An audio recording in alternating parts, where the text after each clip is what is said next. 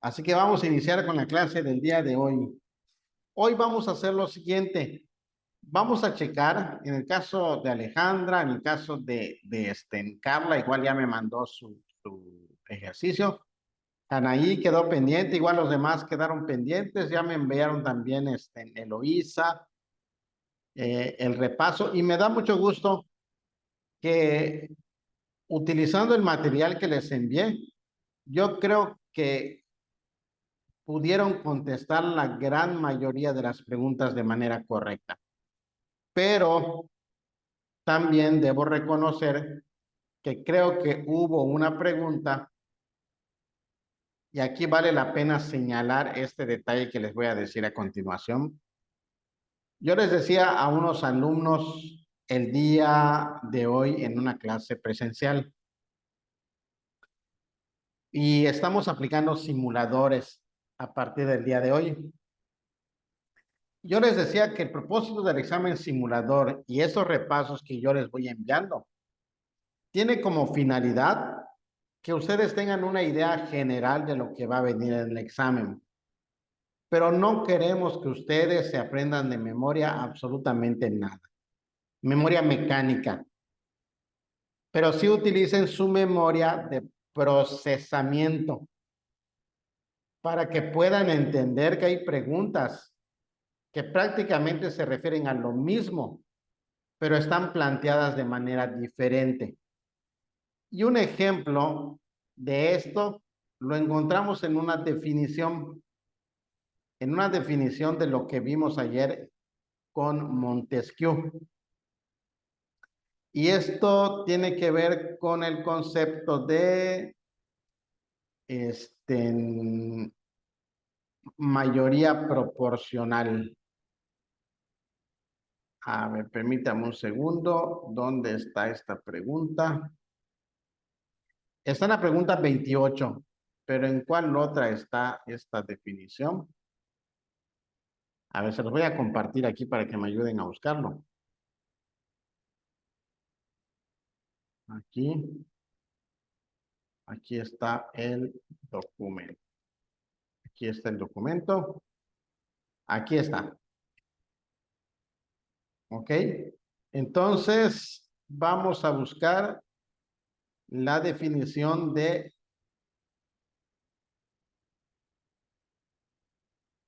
mayoría proporcional. A ver, a ver, a ver.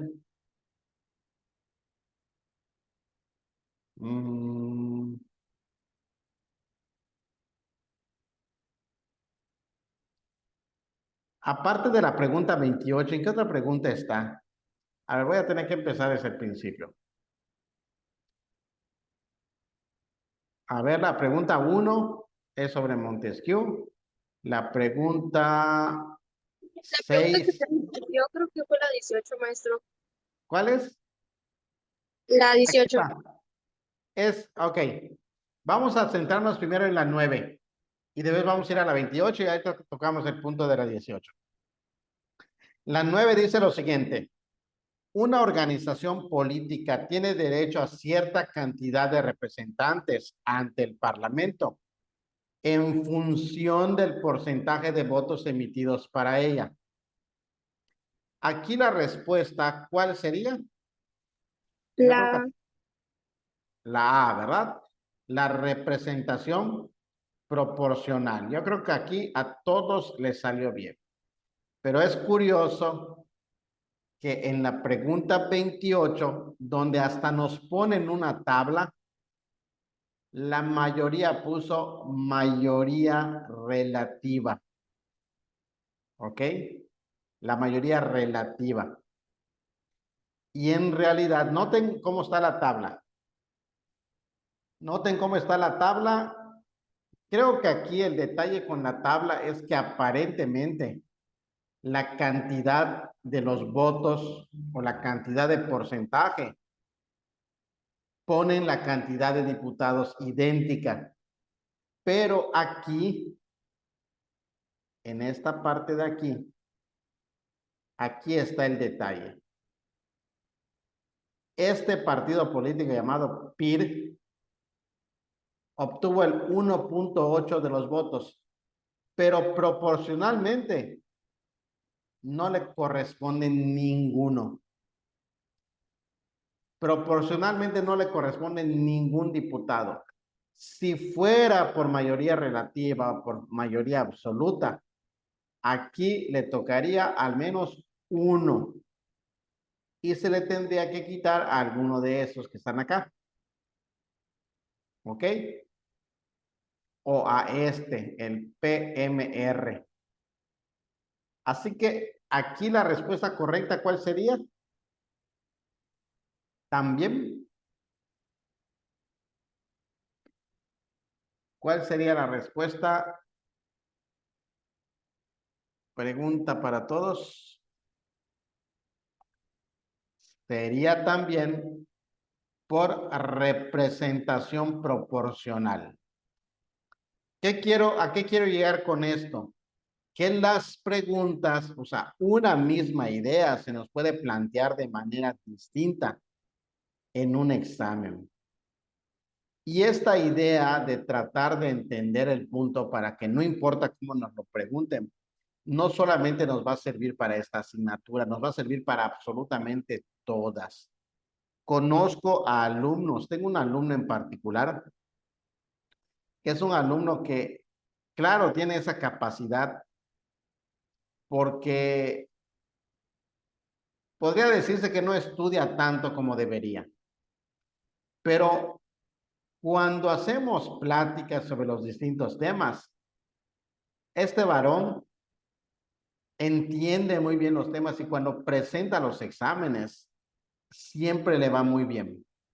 Y por otro lado, tenemos alumnos que se aprenden muy bien todo, de hecho en la clase son muy participativos, pero el día del examen se enfrentan ante la realidad de que a lo mejor no está escrito como ellos literalmente lo estudiaron. Y eso es un punto que no es negativo en el proceso de conseguir la preparatoria. Al contrario, va a ser una habilidad que ustedes van a desarrollar y que les va a servir enormemente para cuando estén en la universidad. ¿Ok?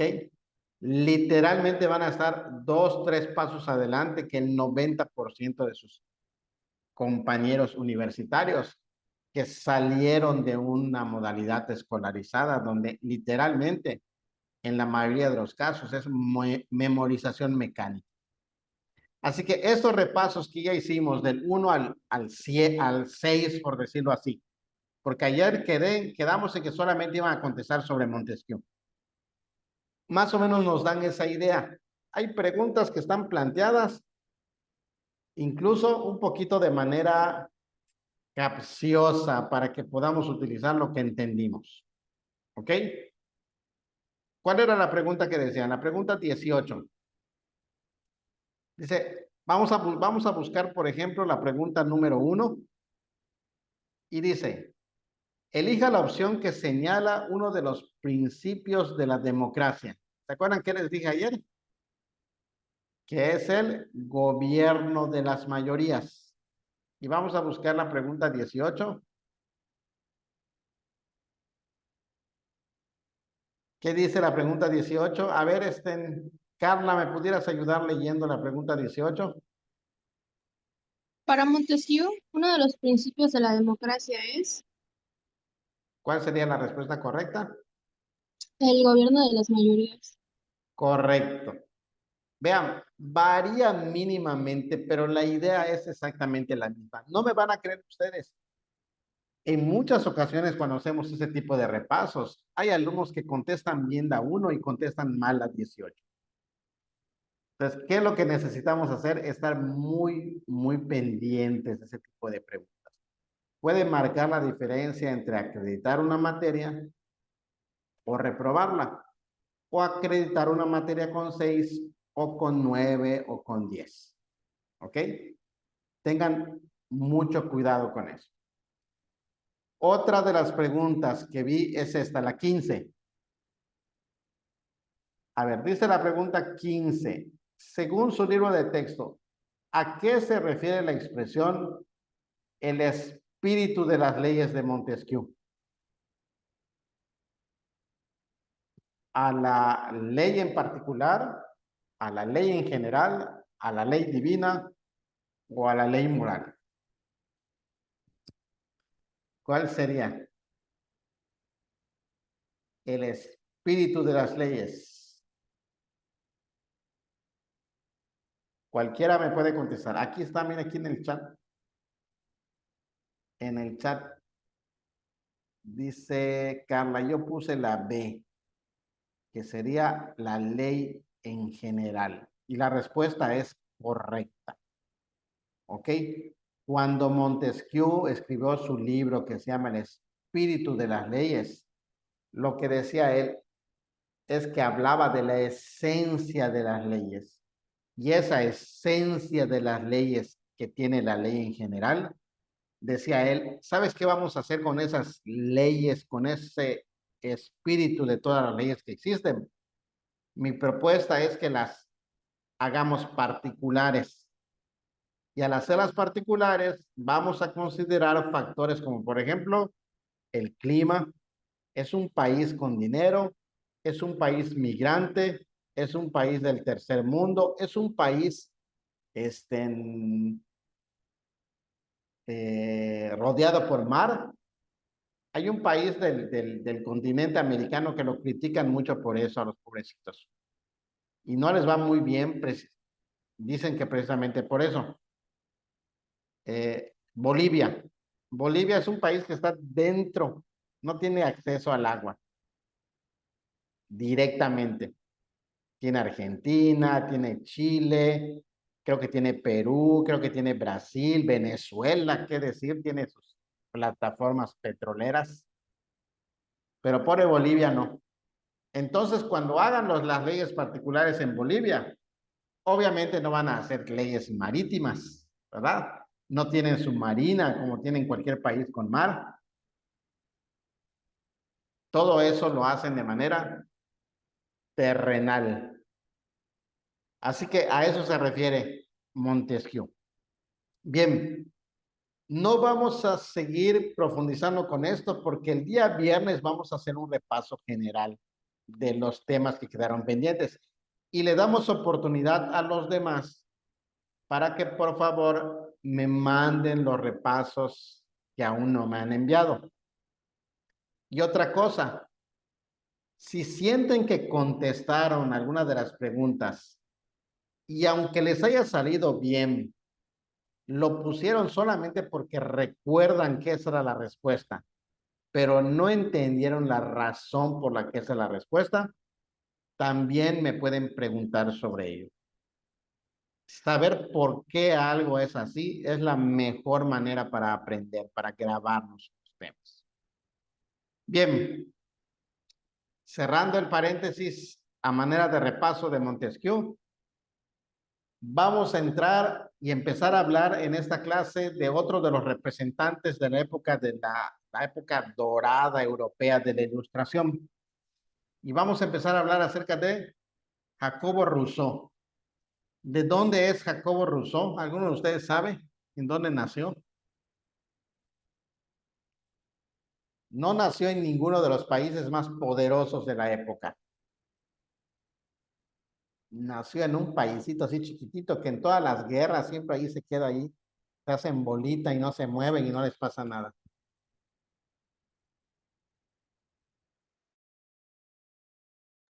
A ver, ¿alguien ya tiene ese dato? ¿Dónde es Rousseau? Jacobo Rousseau. Búsquenlo rápidamente. ¿Suiza? Es correcto, de Suiza. Siempre tengan esa curiosidad. De hecho, algunos me critican por ello, pero yo diría que ustedes empiecen a documentarse con ya ni siquiera con Google, descarguen por ahí alguna, de hecho se los voy a mandar ahorita, se los voy a enviar, hay, los que vean la clase grabada sabrán por qué les llegó este mensaje. Les voy a mandar aquí un enlace. Ay, no lo tengo aquí. Lo voy a mandar aquí con mi teléfono. Es un enlace del famoso chat GPT, inteligencia artificial. Cuando tengan alguna duda en particular de lo que estemos viendo o algo así, pregúntenle, pónganla ahí. Y un consejo, pregúntenle, definan su personalidad. A ver, chat, contéstame como un maestro de historia, por ejemplo. ¿Qué significa o en qué consistió la ilustración? ¿O qué fue para Rousseau la democracia? Y ahí les va a contestar. Ya se los mandé. Eso ayuda mucho porque estos temas que vamos a estar tratando son temas que a veces nosotros los maestros cometemos un error. ¿Cuál es el error que comete un maestro? Que piensa que como uno ya domina el tema y lo puede explicar, para los que nos están escuchando es algo igualmente claro y digerible. Y a veces eso no es cierto. A veces nosotros estamos hablando y explicando y creemos que estamos siendo entendidos por todos, pero en realidad no tanto. Al contrario, a veces hasta nos estamos pasando de aburridos por el tema. Entonces, cuando suceda eso, si nos quieren preguntar, sería ideal. Si no, entren a ese tipo de recursos. A ver, comparen. A ver, esto me dijo el maestro sobre la democracia de Rousseau. Y a ver, ChatGPT, ¿qué dice la democracia de Rousseau? A ver si se parece. ¿Ok? Y eso lo que hace es que va generando en ustedes un contexto de todo lo que estamos viendo. ¿Ok? Bien. Entonces, ya formalmente me dejo de tanto rollo que me da ganas de compartirles todo lo que tengo. Bien, vamos a empezar con el tema de Rousseau. Rousseau es un personaje contemporáneo de los que hemos visto hasta ahora, Montesquieu y todos ellos. Y entonces la idea que tenía Rousseau era similar a lo que tenían los demás. Y él precisamente le llama a su libro El contrato social. Hobbes le llamó Leviatán, Montesquieu le llamó el espíritu de las leyes y Rousseau le llamó el contrato social, porque quería definir en qué consiste este contrato social. ¿Ok? ¿Cuál es la definición exacta para Rousseau del contrato social? Que es muy similar a la de los otros, solamente que tiene ciertas variaciones. Por ejemplo, la definición exacta del contrato social, de acuerdo a Rousseau, es que es la asociación voluntaria de los individuos con la finalidad de organizar sus ideas, sus propiedades, sin perder la libertad. ¿Qué diferencia hay esto con lo que decía Hobbes? ¿Sí notan la diferencia del contrato social al que hizo alusión Hobbes y al que hace alusión Rousseau? A ver, ¿quién me lo dice? Aquí en presencial les ofrezco refresco a los alumnos. A ustedes no sé qué les ofrecería. ¿Quién me lo dice? ¿Cuál es la diferencia?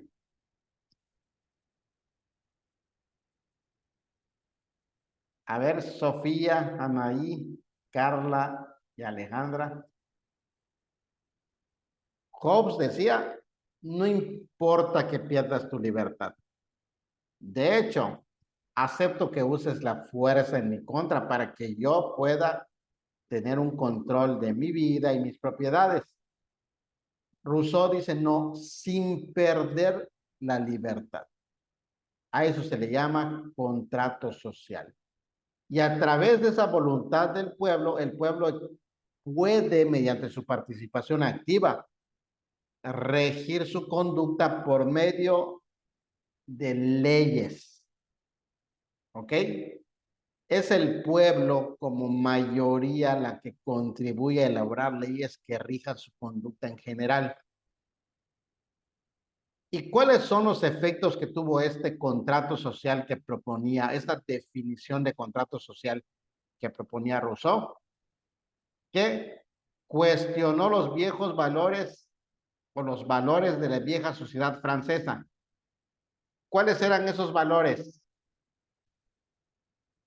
Por ejemplo, que solamente las personas adineradas, los nobles, la iglesia, podían participar en la determinación de cómo eran las reglas para la convivencia general, de que ellos eran superiores a la gente modesta del tercer estado, como le llama la historia, a los obreros, a los trabajadores, a los artesanos.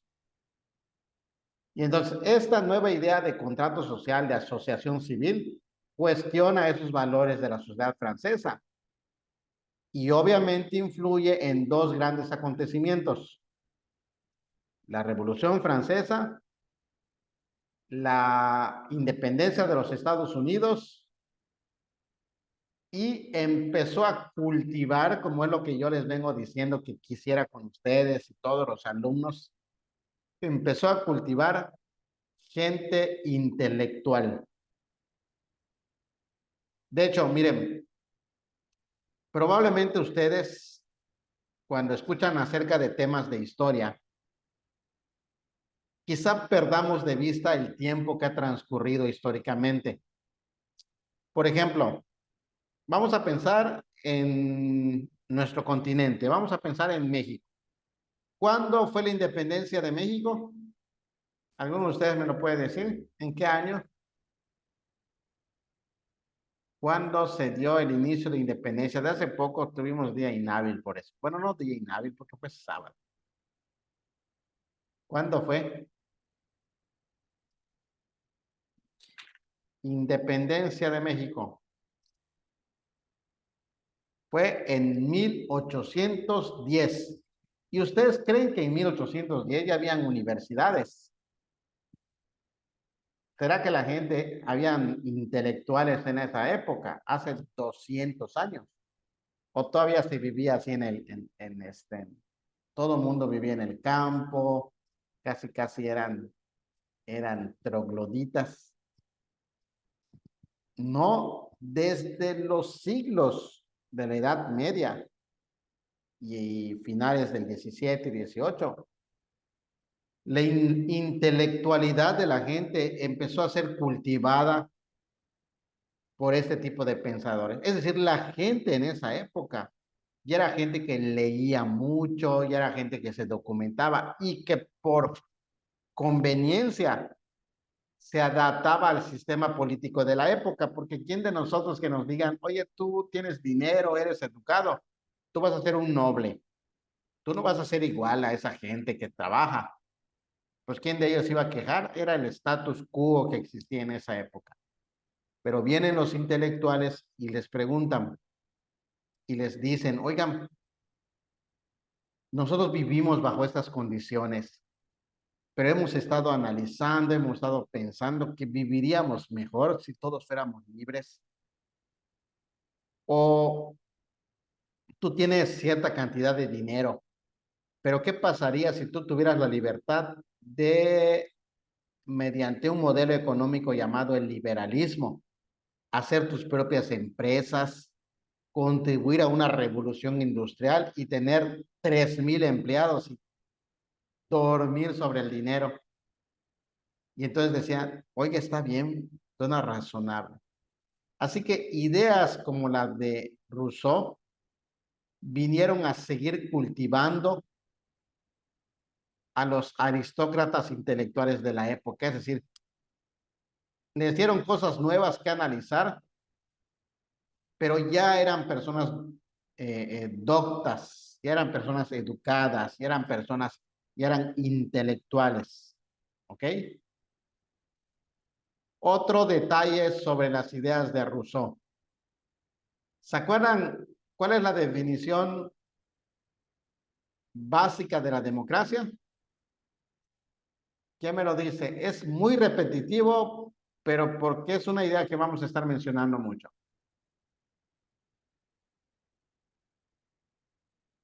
A ver, ¿cuál es la idea general de la democracia? El gobierno de las mayorías.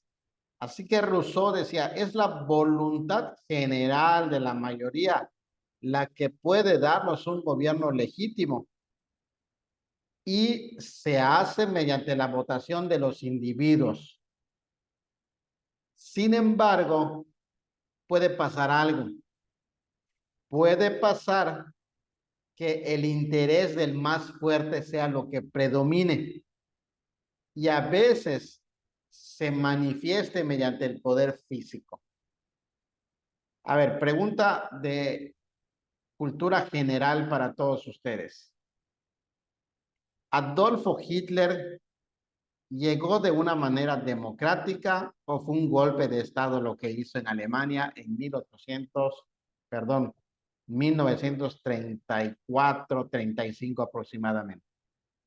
¿Llegó por medio de la votación de la gente o hizo un golpe de estado como hizo Fidel Castro, como hizo Napoleón Bonaparte? ¿Cómo creen? ¿Cómo se imaginan de acuerdo a lo que yo estoy comentando ahorita? A ver, Alejandra, tú me vas a salvar, Alejandra. ¿Cómo creen que llegó Adolfo Hitler al poder? El más,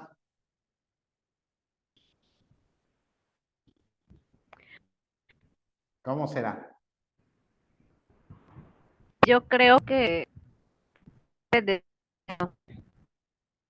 Ya no te escuché en la última parte, se cortó tu audio.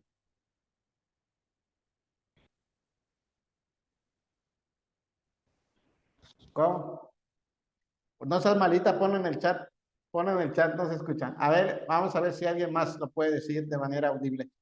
A ver, Janaí, Sofía, Carla, ¿cómo creen que llegó? ¿Votó la gente por él o él dijo, yo quiero ser presidente y aquí mis chicharrones truenan? Ok, ¿saben qué llegó? La gente votó por él. Así como lo escuchamos, la gente votó por él. De hecho, les quiero contar un secreto que muchos historiadores no dicen. A Hitler se le culpa por ser el asesino más sanguinario de judíos. Y tienen razón.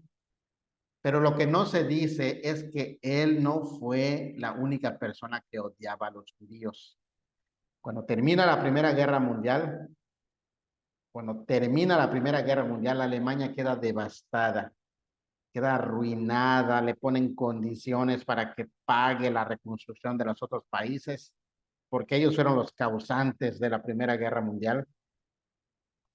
Y entonces, eh, un grupo en particular que se levantó económicamente de una manera sobresaliente fueron los judíos. A los judíos se les conoce por ser personas organizadas, por ser personas bastante disciplinadas, y los judíos se empezaron a levantar en Alemania. Era una minoría, pero que estaba marcando la diferencia. Así que la población en general alemana empezó a tener envidia hacia esa manera tan efectiva como los judíos se estaban levantando de la crisis. Y entonces viene un loco llamado Adolfo Hitler y dicen, yo quiero ser su presidente con su partido nacional socialista. Y la mayoría vota por él. ¿Qué pasó aquí? La voluntad general de personas que eran los que intelectualmente eran los más fuertes, predominó y eligió a una persona que después utilizó la fuerza física para poder dominar a otros países y a su mismo pueblo. De hecho, también dice la historia que cuando Hitler estaba a punto de ser vencido, que cuando ya estaban los aliados en contra de él, ya lo habían derrotado, dicen las malas lenguas que ordena a sus altos mandos girar su artillería hacia Alemania y autodestruir Alemania porque ya estaban derrotados. Como sus allegados no estaban tan locos como él, desobedecieron esas órdenes. Y cuando él se vio entre la espada y la pared, ¿qué hizo él? ¿Cómo acabó con su vida? O más bien, ¿cómo acabó la vida de Hitler? Se suicidó. ¿Ok? Se suicidó. Y Hitler, como por ejemplo Pinochet de Chile, Fidel Castro y muchos otros líderes, permanecen en el poder gracias a la votación de la mayoría, pero usan la fuerza como un medio para poder mantenerse en el gobierno. Aquí en México tenemos a nuestro propio dictador, que fue Porfirio Díaz. Y antes también, don Benito Juárez, que no cantaba mal las rancheras. ¿Ok? ¿Alguna duda hasta aquí? ¿No les he revuelto con tanto anécdota? ¿Alguna duda hasta aquí? ¿Alguna pregunta? A ver, aquí hay un comentario. No, no fue un golpe de estado. Llegó. De hecho, el famoso Donald Trump, cuando iba a ser candidato, decía, ¿quién va a votar por ese? ¿Cómo decían? El pelos de elote, le decían. ¿Quién va a votar por él? Pues votaron por él y fue presidente. Fue presidente y se salvaron que no hizo locuras, pero fue presidente. La democracia eso tiene, a veces la mayoría no necesariamente está pensando en función del interés general, positivo, beneficioso de los más pobres, los más desfavorecidos, pero es esa mayoría la que predomina. Por ejemplo, ¿por qué creen ustedes que no prohíben en México? ¿Qué cosas? Algo que podían prohibir en México. ¿Por qué no prohíben el refresco de cola para que dejemos de tomar coca todo el mundo? Porque saben cuánto dinero hay de por medio. Y la mayoría, pues, vota por mantener eso. ¿Ok? Así es el asunto. Y eso es lo que decía. Y entonces, Rousseau, y entonces, ¿cómo se le va a hacer para que realmente se refleje la libertad a la que hace Rousseau? Por medio de las leyes. Y eso lo vamos a ver el día de mañana. Por lo pronto, traten de contestar algunas de las preguntas que están en el repaso que tienen que ver con Rousseau. No me lo van a enviar todavía. Mañana, cuando terminemos la clase, vamos a contestar algunas preguntas y vamos a completar el repaso el día viernes. ¿Ok? ¿Alguna pregunta? ¿Alguna duda? No, maestro. ¿Todo bien? Ok. Bien, entonces, quedamos pendientes entonces por cualquier duda que tengan. De verdad estoy abierto a contestar cualquier duda que tengan. Estamos avanzando, ya estamos en el módulo número 7. Así de rápido estamos yendo. Perfecto. Si no hay ninguna pregunta, ningún comentario, nos vemos hasta mañana a la misma hora. Les encargo mucho contestar las preguntas de repaso. Saludos a todos. Bye, bye. Hasta luego.